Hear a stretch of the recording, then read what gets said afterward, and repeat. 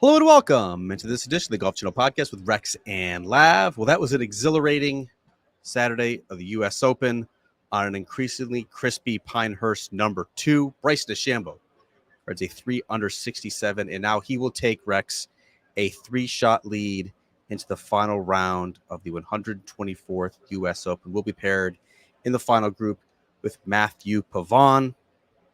Pretty good day here at Pinehurst. What were your big takeaways? Great storylines. You look at what Bryson was able to do today. Certainly, you look at his putting. We're always going to focus. At the end of this week, we're going to look at driving one way or the other. Because you look at it right now, Rory McIlroy, Bryson DeChambeau, they're 1 and 2 in strokes gained off the tee. I think this is going to be a narrative that's going to play out through tomorrow. But it was Bryson's putting today. He made some crucial putts. Not necessarily birdie putts, but he made some crucial putts when he absolutely had to. And in true Bryson form, as if on cue, because we've missed him and we haven't had enough of this lately in our lives. He ended up with some sort of injury, had to get some treatment. I believe it was after he birdied the 11th hole and was going to the 12th hole. Didn't seem to hold him back. Apparently, he's been having some sort of hip issues. But it's all of the drama. We've talked about this a lot. It's all of the drama. It's all of the antics. It's all of the science. It's all of the different thinking that we came to love about Bryson DeChambeau, and that when he joined Live Golf, quite frankly, we missed it. The circus, the drama, it is a right hip issue. Bryson told reporters afterward is not that much of a concern. He does have his trainer on site. His trainer actually was walking inside the ropes for the last 9 holes just in case he was needed. Per USJ rules, Bryson was allowed to receive 2 sessions of a 5-minute treatment. By my record, he only needed 1 of those. That was on the 11th hole. Sort of gutted it out over the remaining 6 or 7 holes.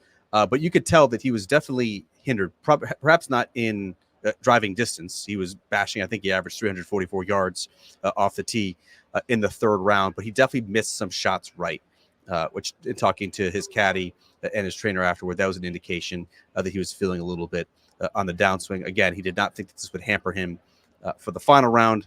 Plenty of time now, roughly 16 hours before he'll need to get ready for the final round. I was struck, Rex, by the last 6 or 7 holes, the drama that unfolded there. Missed opportunity on 13, but bounced back with an incredible shot out of the sandy area on 14.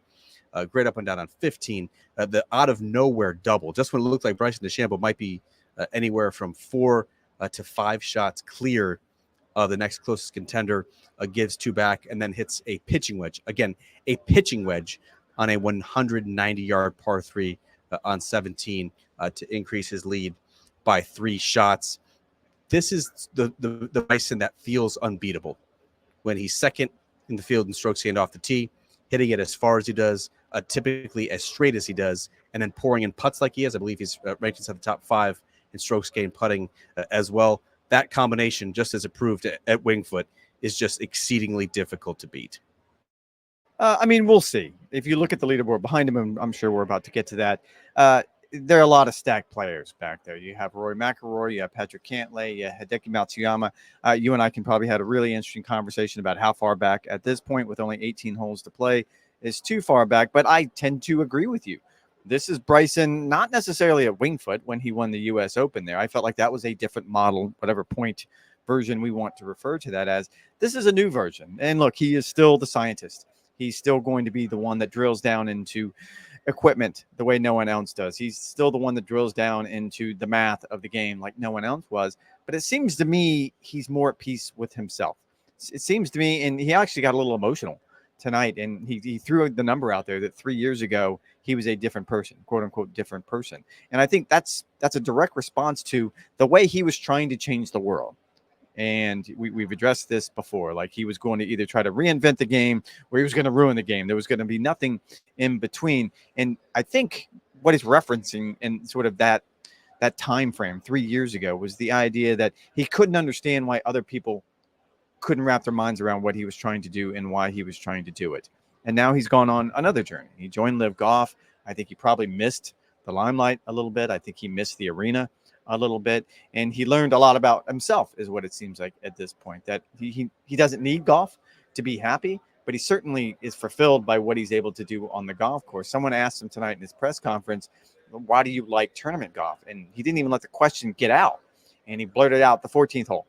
Like that's why I love this. I love the idea that I'm going to put myself in this arena and make myself perform, and on the times I'm able to pull it off, that's what gets me going. That's what I live for.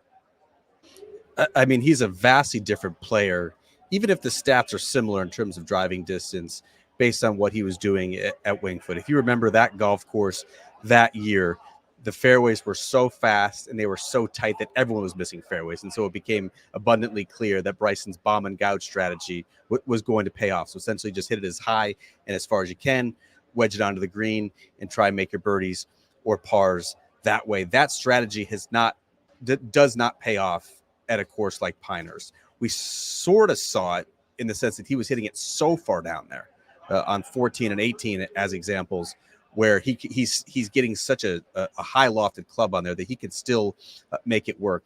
But Bryson is preaching a different strategy this week. He's preaching more control.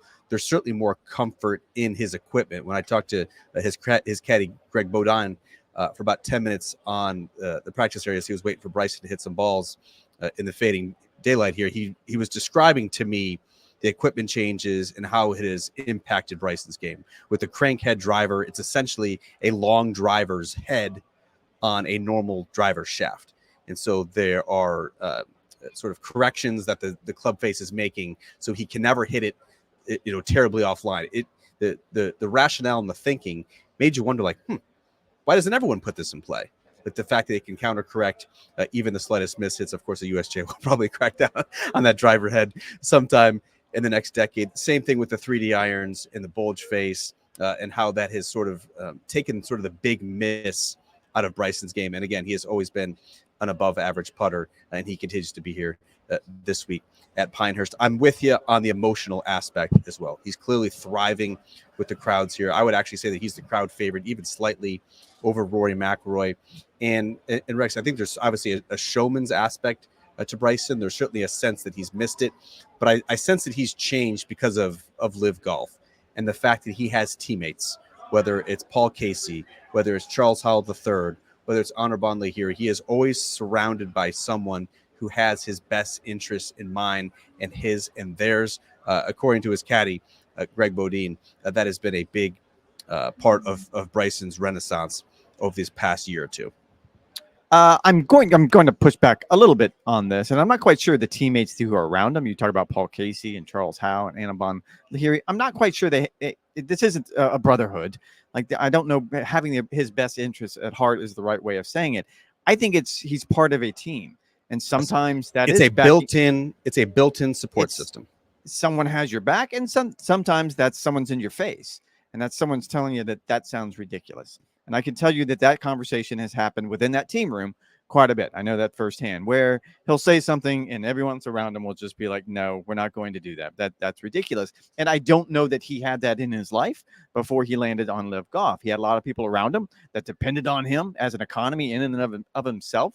And they don't tend to tell you no in that situation. I'm sure they do have his best interest in heart, but you're probably not going to tell him no if he goes off on one of his tangents, whereas these teammates do. I will also push back on the idea. I don't know that he's more popular than Rory McIlroy. I was a little heartbroken that, and again, Matthew Pavon is a really, really cool story, and I can't wait to see how it plays out tomorrow and the rest of this season. But I wanted to see Rory and Bryson in the final group so we could see firsthand exactly how is this playing out now, because Rory is almost always the sweetheart when it comes to fans, and it doesn't matter where we are. It seems like he is the sweetheart, and it would have been an interesting sort of litmus test of exactly how far Bryson's stock has risen and maybe how far Rory's stock has dropped. Along those lines, I'm going to transition here and pull back the curtain just a little bit, because we did a good solid minutes on last night's podcast because, quote unquote, breaking news came through early in the podcast. I don't know if anybody noticed,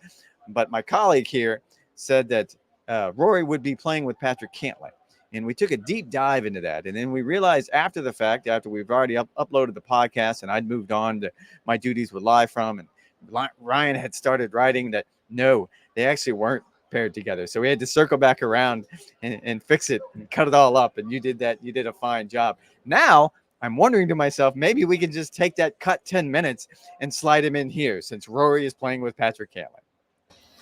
I am a very amateur audio editor. Don't have any formal training. Basically, what I've learned is how to edit on Audacity through YouTube videos. I did the best I could, lopping sure you off did what great. was a 5-minute discussion. That is exactly why you do not record the podcast before the final round, before the round is over. Matthew Pavon bogeyed his last 2 holes to blow up what was a Patrick Cantlay, Rory McIlroy pairing. In the 3rd round, you're exactly right. We will get it in the 4th and final round. Both of those players are 3 shots back. I do think, Rex, that's such an undercard now. Yes, obviously it would have been great to see Bryson and Rory head to head. That's not how it is going to shake out. I think now that those players are so desperate for Cantlay to win his first major championship, for Rory to win his first in 10 years, any sort of drama that they have had built up from lingering from the Ryder Cup or the PGA Tour Policy Board, unfortunately gets swept in the rug, and those guys are going to be shaking hands on the first tee and probably not talk again on 18. They're going to be so concentrated in their business. And I think that's an unfortunate subplot because it would have been a lot more fun on Saturday than it would be on Sunday when they're trying to win a major championship. Yeah. That's why that conversation, I encourage everyone to look in the trash bin of history, and that's where that conversation ended up. But you're absolutely right. There was going to be so much intrigue to go along with that. You go back to last year's Ryder Cup when on Saturday afternoon, whatever it is that happened on the 18th green, and then Rory drug that into the parking lot and took it out on poor Bones Mackay, and he just happened to be the first American that he was going to let loose and give him all his emotions. And then, of course, what's going on behind closed doors with the policy board, and by all accounts, it's Patrick Cantlay who did not want Rory back on the board. Not sure why, not sure what the motivation was behind that, but I tend to agree with you on this front that you're right. It seems like there's other things swirling about now that are much more important. That being said, and Rory was asked this point blank, how hard were you pushing on the 18th hole? He had a look at birdie that he knew was going to get him in that final group. How hard were you pushing for it? And he said, yes, I would have loved to have done that. That's exactly what I was trying to do. However, he also put it in context that maybe being in the second in the last group won't be that bad. You pointed out. So we have right now, it is going to be a 3-shot spread between Bryson DeChambeau, Matthew Pavon, Rory McIlroy, and Patrick Cantlay. On this golf course, that could be gone on the first hole.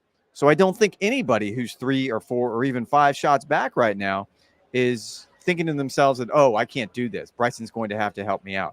This golf course will dictate what happens. Historically, 4 is the magic number, where each of the last 25 U.S. Open champions have been at or within 4 shots of a lead heading into the final round. So this is essentially a 4-horse race at this point. I think it was, if you're a Rory McIlroy fan, that last hour had to have been agonizing to watch. The 2 late bogeys, it looks like we're going to get Rory Bryson in the final. It looks like Rory could potentially get in the house at 6, ends up with 4, had a couple of really loose iron shots. He was really struggling with like that flaily right miss all day with his irons. Even if he did hit the green, it wasn't particularly close. That cost him on 15. That cost him on 17 as well. He just wasn't quite sharp enough. And if you're looking for a little bit of an obstacle he's going to have to overcome in the final round, it appears to be his putter. His putter has gone pretty cold over these past couple rounds. When you think back to the 2022 Open Championship at St. Andrews, that was the reason why he couldn't do any better than a 70 that day. When you think back to last year's U.S. Open, when he was unable to chase down Wyndham Clark, he was continually agonizingly close with putts. If he can catch if his putter can catch fire in the final round, sure, I think he could be a serious threat to Bryson DeChambeau. It would just be a shame if he was unable to capitalize on the incredible driving performance that he has shown through 3 days here. One of the best in his career, lapping the field in strokes gained tee to green to this point. But until his putter heats up, that 3-shot deficit is going to be very difficult to manage. How about Matthew Pavon, Patrick Cantlay? You believing in either of those 2 players to potentially make a serious run at Bryson? Still on mute there, big guy. I know it's your first time.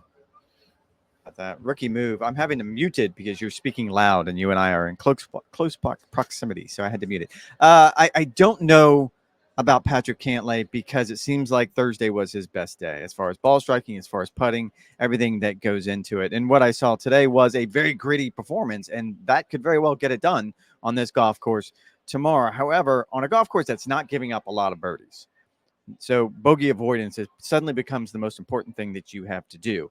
And he has been pretty good with that all week long, but historically, that's not really been his strong suit.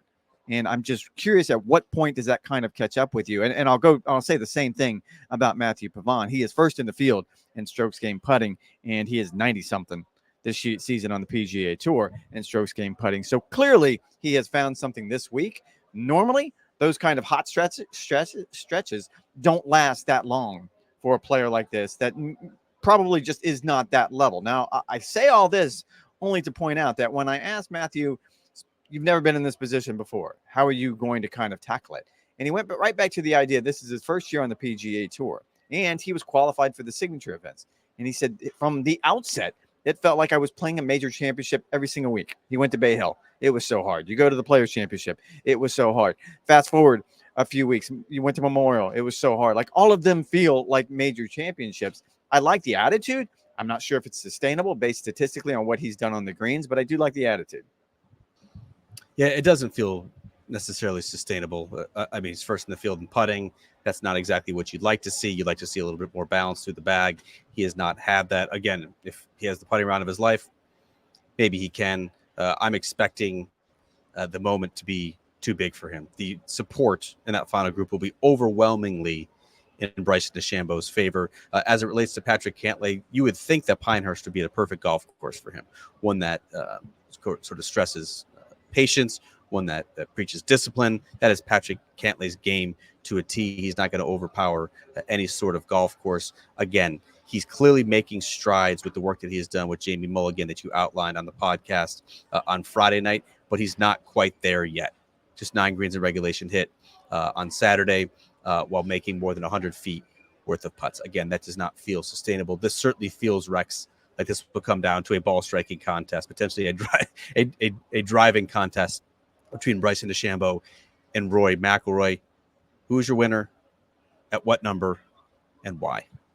Oh, I think DeChambeau gets it done. The wild card here is the injury. Like, this kind of cropped up today. I don't think many people saw it coming. We were just watching him on the range. He was doing some sort of dancing move with his trainer, trying to get his hips loose as he's trying to hit some shots after the round. That's got to be the wild card. Like, had everything just played out normally and we didn't have that 5-minute break with him getting treatment on the golf course, I would have said DeChambeau running away, because he looks the way he's driving the golf ball, same way he did it at Valhalla, and here he seems to still have the same control. And the putts that he's making, not necessarily birdie putts again, but it's clutch putts that you want to look at.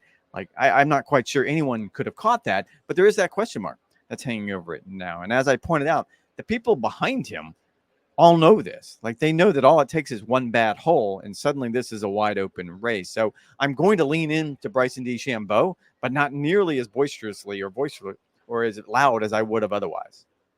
Yeah, I think that's a very fair concern. If Bryson's downplaying it, if his caddy's downplaying it, if his trainer's downplaying it, maybe that's for public consumption. I have a hard time believing that a player who was absolutely bashing it over the past 6 or 7 holes, while quote unquote hampered with this injury, won't be at full fitness when it comes to the final round on Sunday. I think the big wild card, Rex, is if Rory gets a hot putter. He is driving it so dominantly, hitting it so long and so straight. If his putter catches fire, I think he's the most feared guy on that leaderboard. Obviously, again, as we just outlined a couple of minutes ago, that has been the bugaboo, where Rory can be in a chasing position, he gets close enough, and then there's some sort of late stumble that leaves him agonizingly close. It certainly feels like that's possible against Sunday at Pinehurst, does it not? Where he makes a couple early birdies, everyone gets excited, and then he makes a boneheaded mistake on 13, for instance, where he doesn't carry the ridge, slides back down, makes a sloppy bogey, and that derails any sort of momentum. I hope I'm wrong, because a Bryson Rory 2-hole aggregate playoff would be great. Oh my. But the way that Bryson is playing right now, the weapon that he is wielding with his driver, the height that he can hit his iron shots into greens that are getting increasingly crispy, coupled with a very solid putter and a great game plan with him and his caddy, Greg Bodine. I think this is Bryson's time to get his second major championship. Anything else for the people before we sign off for this Saturday edition? Why would you ask about a double bogey in that situation? Just why? Why would you do that? So a little bit of a background here. Shall we get into it, Rex? Make it quick. Go. We were on the 16th hole. We have one of these radios in which we could listen to the Sirius XM broadcast. Not we. Let's be clear. That you're doing the royal we, not we, you and I, the royal we. Go on. Yes. I was listening to the broadcast, and on the broadcast, Brian Katrick said that the 3 previous U.S. Open champions at Pinehurst did not record a double bogey in their victories. That, of course, is Payne Stewart, Michael Campbell, and Martin Keimer. I blurred aloud to Bryson DeChambeau's agent, Bryson does have a double this week, right? Why would you say that? Was the response to that? I said, well, Bryson's obviously not going to make double from here. I'm just asking. I haven't watched all 54 of his holes to this point. Bryson ends up not carrying the ridge, does not end up chipping on and missing a 5-footer. And, of course, Bryson DeChambeau makes a double bogey. Things were a little bit tense in the Bryson DeChambeau camp. Afterward, hopefully those sort of vibes do not permeate deep into the camp and affect his outcome and his performance on Sunday. What do you think, Rex? Any thoughts? Any words of wisdom for the people at home? You're the guy that tells the pitcher he's got the no-hitter going in the 6th, aren't you? How's your arm feeling? You haven't given up a hit yet. No, not my finest moment. Not my finest moment, but it should be a great fun round. Looking forward to it. Should be another beautiful day at Pinehurst. Blazing hot once again, 90 degrees, little wind. Can't wait to do it again. Rex and I will be early Sunday morning from Pinehurst on live from the U.S. Open. Make sure to catch us then. In the meantime, you guys know the drill. NBCSports.com/golf for all the latest news, notes, and updates. We'll be back on Sunday night for a full recap of the 124th U.S. Open, in addition to all the columns and features that we'll be pounding out for you guys. As always, thanks for listening. Thanks for the support. Talk to you guys on Sunday night.